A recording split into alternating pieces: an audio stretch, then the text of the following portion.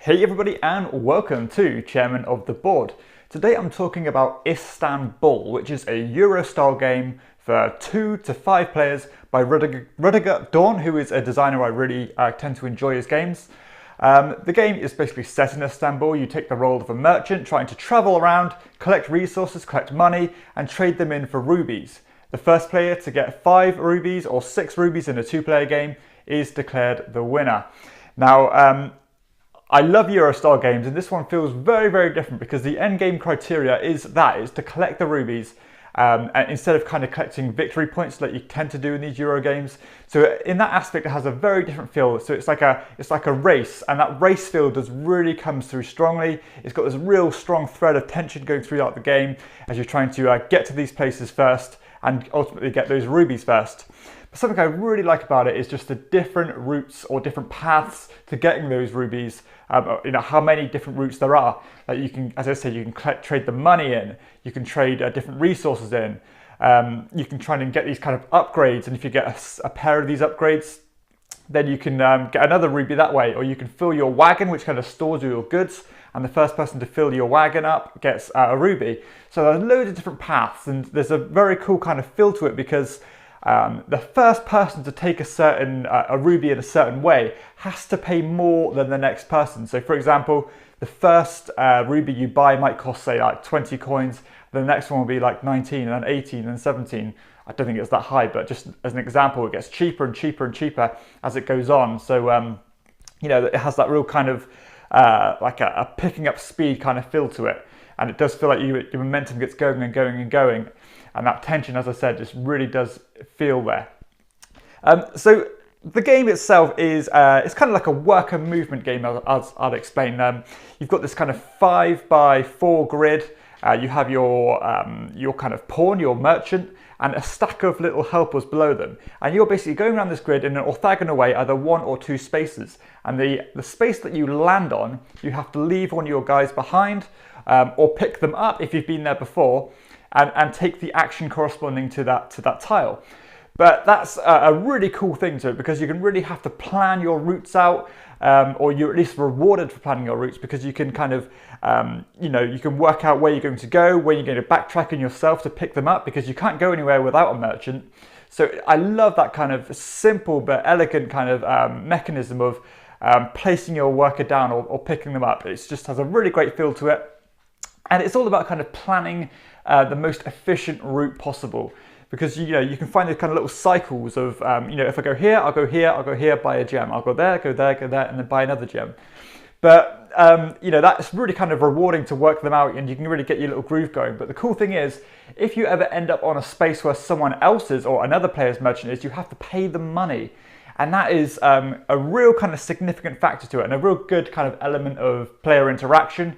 Because money is very precious in this. You're going to want every single coin basically to go where you want to go, to buy those gems, and all sorts. So it's very, very it's tighter. Obviously, the more players there are, because you're going to be sharing spaces with more players. But yeah, I love that kind of fact that these areas are very kind of sought after, and you've got to get in there quicker and really kind of prioritize where you want to be. It's a very unique feeling Euro game. As I said, the scoring criteria is very, very interesting, and it just feels different. It feels like a classic feel to it, and I really enjoy the kind of decisions you have to make and the paths you're going to take with your pawn, just to get to those 6 gems as quick as possible. Excellent mechanisms. I've got no complaints at all. You've got some very cool card play as well, because you can get these bonus cards and you can use them at very kind of convenient times to get resources, to get money, to do like certain actions twice or little bonus abilities. And as I said, there's different spots as well where you can kind of get unique powers, where you're basically trading in goods to get unique kind of tiles, which let you kind of manipulate your dice a bit more, because there's a bit of kind of, there's like a trade house, or what's it called? I think it's like I don't know what it's called, but it's like a gambling space where you can kind of roll dice and try and get money that way. And you can kind of manipulate your dice a bit more. You can get all different sorts of bonuses that are very, very powerful. But as I said, if you want them earlier in the game, you're going to have to pay more for them. So to get more benefit out of them for the duration of the game, you're going to have to pay more, which is always really, really good fun.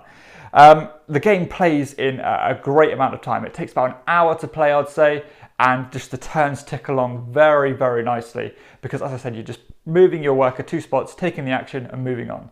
And it just does tick along very nicely. Very, very little downtime here, and it's just got a real sweet spot in terms of like the kind of time stamp the game takes. Really not too heavy here, not too rules heavy anyway. There's good strategy, good decisions, but without a ton of rules being thrown at you. There's a lot of tiles on the board, but a lot of them are very similar, just related to different goods. All very simple to explain and just not an overkill of information. So I really like that. So you can play this with players who aren't too experienced. You know, it's not a heavy Euro game, but it does feel like a thinky Euro game. But yeah, as I said, definitely not overwhelming. Graphic design wise, I really like it. It's got beautiful artwork on this one. The symbology is excellent. Just the design is very thematic. It just feels great. And it really does add to that feel of kind of traveling around Istanbul and real bustling streets because of that tension of the race.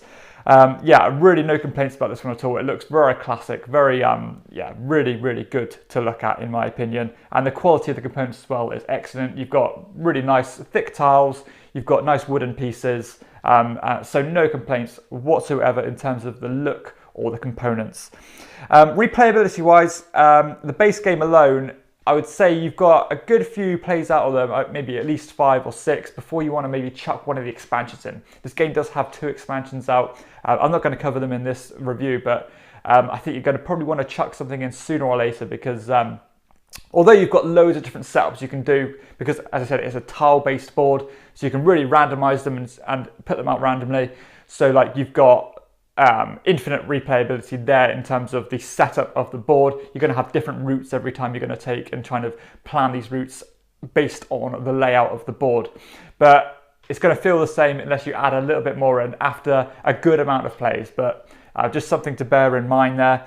I like the theme of the game. It's set in, is it Turkey, Istanbul? Yeah, really, really, you know, it does feel like it looks so good in terms of the theme, and just, yeah, no complaints at all. It's a Euro game, but the theme just fits well with it.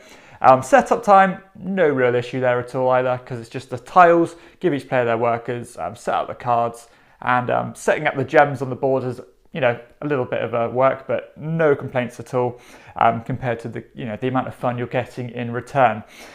So yeah, overall, I think Istanbul is a fantastic game. I think this was, you know, it won the Kennerspiel a few years ago. I think it was 2015, and so rightly deserved. So it does feel like a classic game. It feels like an evergreen game, so fresh, so fast, but still a really meaty game.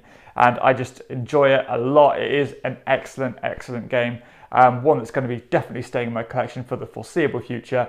Got a lot more plays in this one yet. I would say keep an eye out on my channel because I'm going to be reviewing the expansions very shortly. So keep an eye out for them. Just a quick kind of taster. They are very good and definitely worth picking up. So yeah, overall, a fantastic, excellent game, Istanbul, one that is so accessible, really quick, just feels great, got a real great tension, the race really does come through, looks great, feels great, and yeah, no complaints at all. An excellent light to midweight Euro that I think a lot of people are going to enjoy, and it's going to be right up there for a long time because it just is so well designed, so well balanced, loads of different paths to victory, and it's just such good fun as well.